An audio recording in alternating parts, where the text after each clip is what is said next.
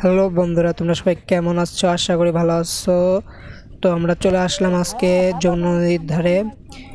এই নদীটা টুকটাক সবাই চিনো। তো আমরা এখন বর্তমানে আছি বগুড়া সারিয়াকান্দি কামালপুর এলাকায়। তো এখানে নদী ভাঙ্গন শুরু হয়েছিল, বর্তমানে নদীর কাজ হয়েছিল বলক দ্বারা, কিন্তু এই জায়গায় অনেকখানি নদী ভাঙ্গে গেছিলো। তো আমরা সামনে আগাচ্ছি, সেইখানে যাব যে জায়গায় নদী ভাঙছিল। তো দেখেন ওই যে সামনে এই জায়গায় কিন্তু অনেকখানি ভাঙছিল, ঘুণা পড়ছে। তো আমরা বন্ধুরা সবাই এখানে আসছি আজকে বেড়াইতে, ঘুরতে।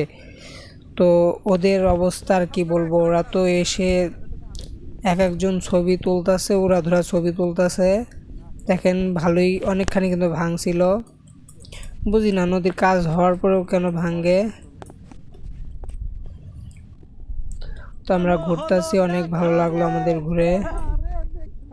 তার ভিতরে আমাদের বন্ধুর এক একটা পোস্ট দেখলে কি বলবেন, দেখেন ছবি তুলে একবারে অস্থির অবস্থা করতেছে। তো আমি তো আছি শুধু ব্লগ ভিডিও বানানো। এই জায়গাটা আমার অনেক ভালো লাগতেছে।